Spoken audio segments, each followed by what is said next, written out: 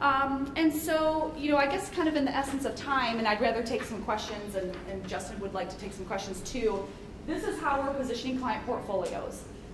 So I kind of gave you our recipe for what we're doing. This is, and Marilyn knows this is what we show our clients quarterly. What I'd like you to just to focus on are the diamonds in white.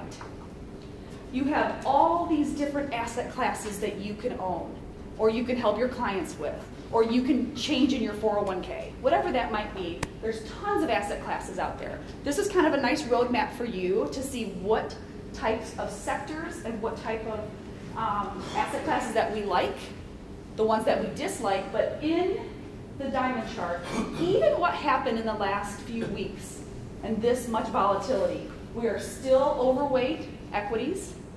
We are still underweight fixed income. I know that kind of sounds like a no-brainer, but to some clients, especially new clients who might have just sold a business, that's a very tough decision to make right now as an investor. But what we're showing clients is continuing diversifying their portfolio and finding what we call in my business asset classes that perform differently, or what we use in my world is called non-correlated. There's good old-fashioned stocks, good old-fashioned bonds, but you better find something that hedged this type of volatility because we think we're going to have a whole other year of it. Remember that VIX? We think it's just going to look just like a cardiogram. I mean, it's just going to keep bouncing around. So this is kind of my roadmap. This is how we're investing clients. So take it and jazz your 401k up and let us know. So, and I'll quit there. That way we can have a few minutes of Q&A, and we have some other charts as well if we need to keep going, just to, in the essence of time from the credit standpoint.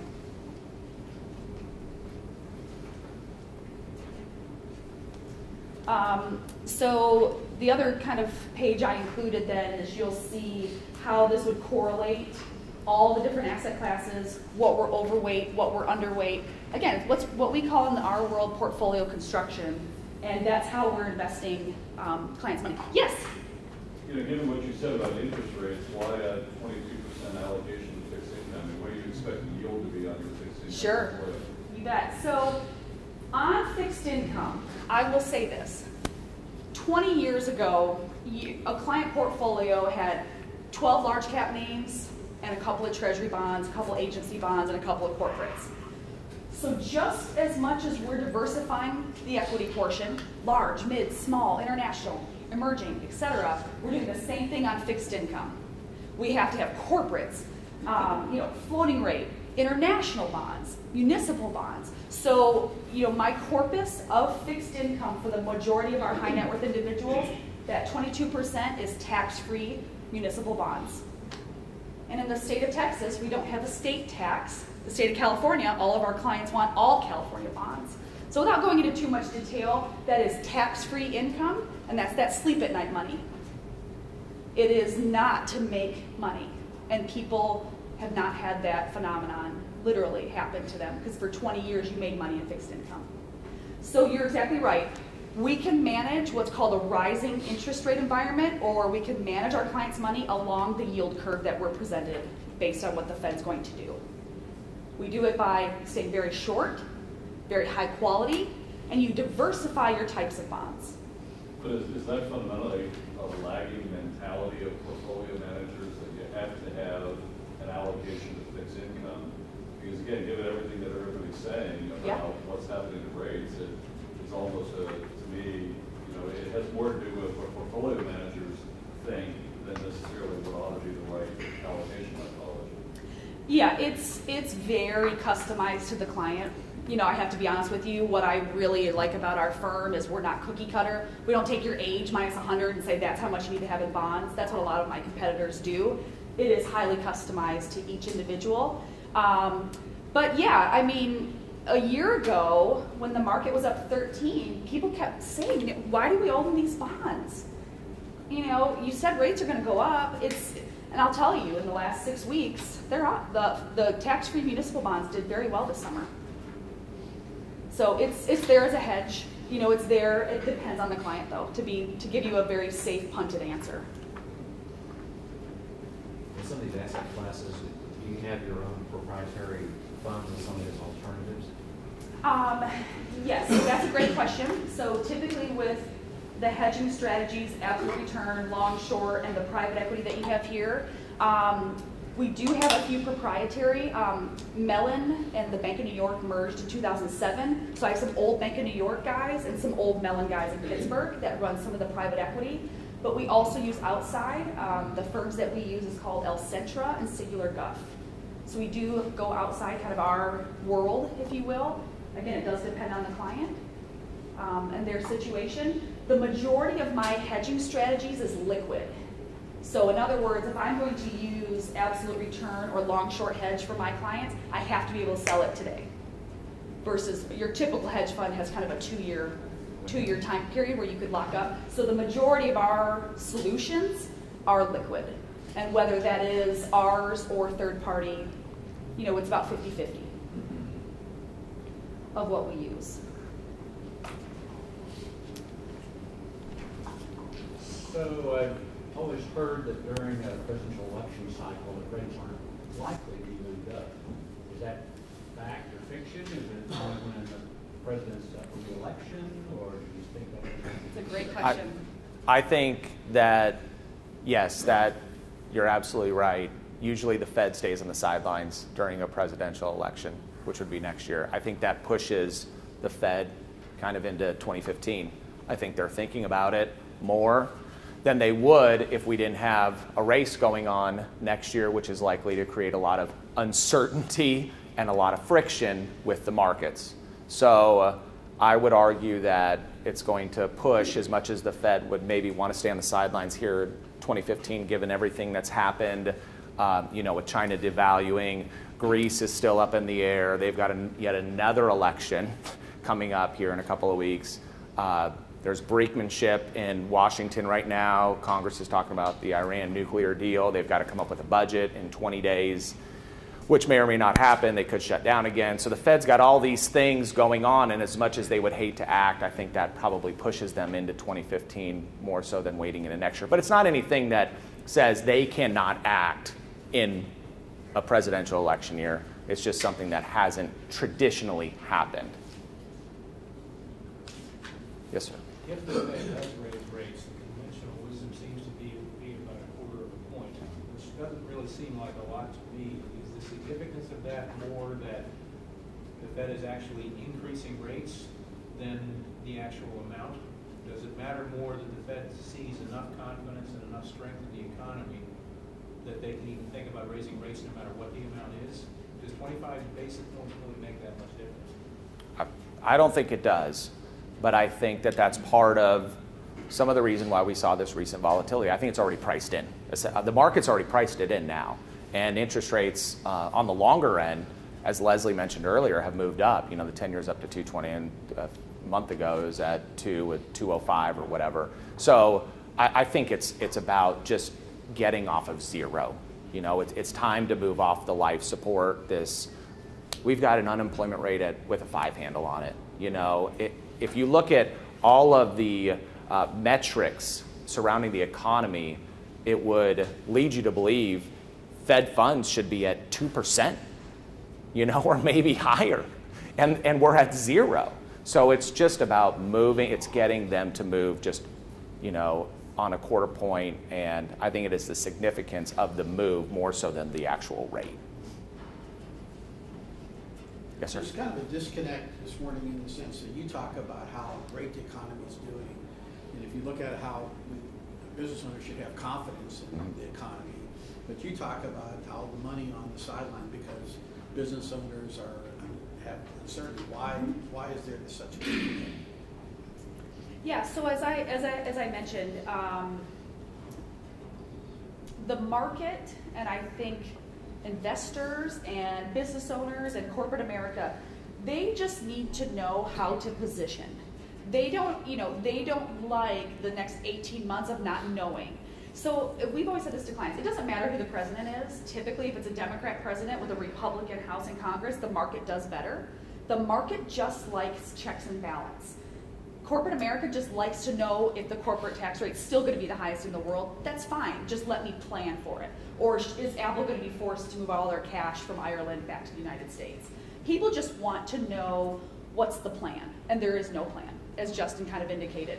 They're coming back after months of being off. I mean, we're kind of calling September a potential powder keg. I mean, I don't want to end on that note, but I mean, there's a lot, you know, they're like, oh, that's all I remember that she said, powder keg September, okay.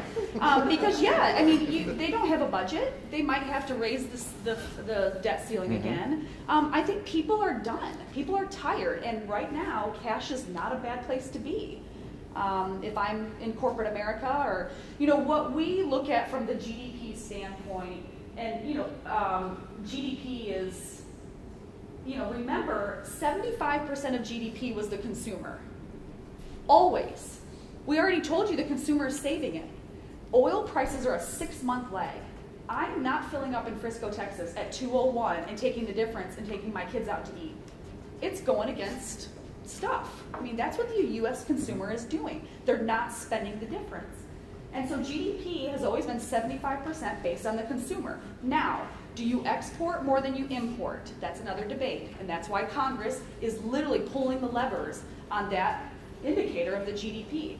The last leg of the stool, consumer, business, or excuse me, consumer, government spending, or do you export more than you import? The last leg of the stool is business spending. So if I were you, I would watch the CapEx.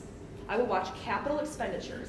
Does the Bank of New York let us buy new computers, new desks, new trucks, new whatever? It's not happening.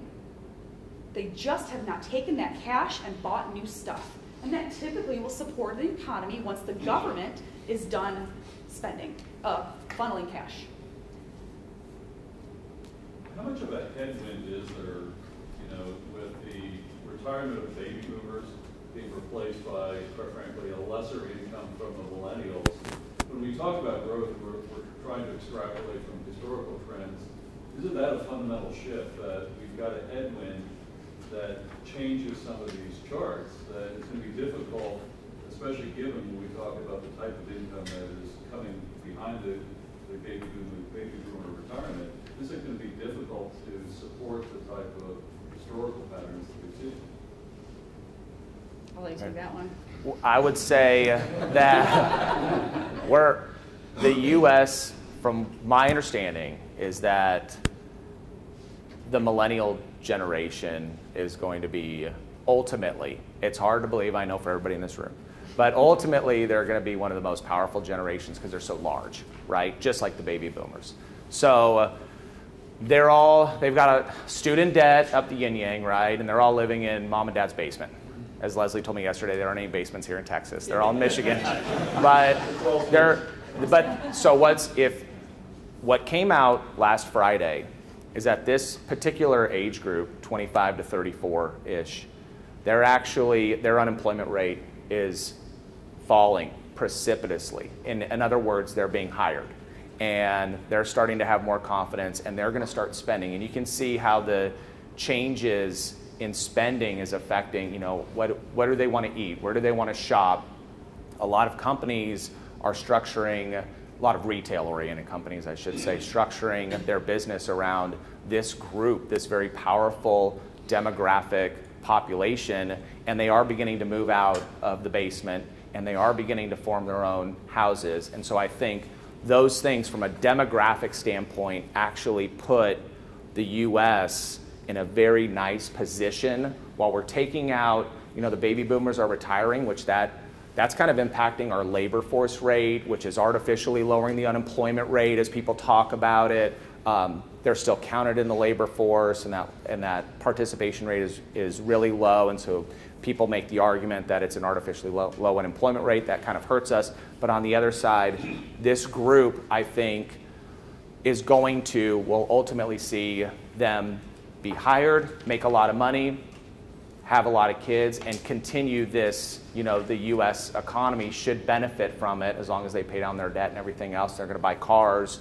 Ultimately, it's going to be pretty powerful. They just want their car 10 to driven 20. by a drone, I think is what Yeah. the millennials want, right? But I think that 10 years out from now, it'll be pretty special what's taking place. It's hard to have that foresight. That's what I think I've read. if you asked our chief economist what keeps him up at night, it definitely is, though, kind of the baby boomer, the Social Security. I mean, how can you sustain that type? And that's why, again, I think the market continues to be volatile because can it get fixed? I mean, I hate to call them entitlement programs because that's not fair because I have great-grandparents and grandparents and, you know, but there's a big problem in the shift of the generational wealth and the generational dependence. But yeah, I think that's a huge concern that kind of keeps some of our folks up at night is how can you sustain some of these programs, some of the outflow without the inflow. But the millennials do not invest in stocks. We just opened a Palo Alto office, and our typical client comes in a hoodie and arrives on a skateboard, and they're multimillionaires. You can pick the company that they work for. It's very hard to show them a fully allocated, let alone showing them bonds. Are you kidding? So it's very hard to kind of change our culture, I guess you would say, for the new investor, because the millennials do not like the market. They do not like the gyrations of the market at all. One last question. Where are the millennials spending their investment? Yeah, so most of them want to do more of the private equity space, or what we call in the world kind of angel investing. They want to help others. They're very philanthropic. So I'm not trying to stereotype Mark Zuckerberg, but I think they're all very similar to his philosophy. They do want to give back.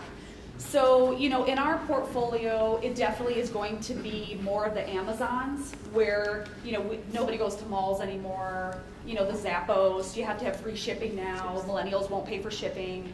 I think they're very cost conscious, and, you know, they don't consider the new iPhone a watch. That generation has never even owned a watch. So you have to position portfolios, you have to, I guess like you said, kind of make sure that they're educated too with the history that we've had and the type of volatility that we've had. But yeah, it's interesting. That Palo Alto office that we opened definitely is much more of what we call kind of that private equity space. Healthcare, biotechs, some energy startups, and obviously what's happening in Silicon Valley, Austin, Texas, and they're now even saying, you know, parts of Nashville are kind of these new tech hubs for the millennials. Thanks, Leslie. Thanks, Pleasure. Jessica. Thank you very much. Thank you. Thank you.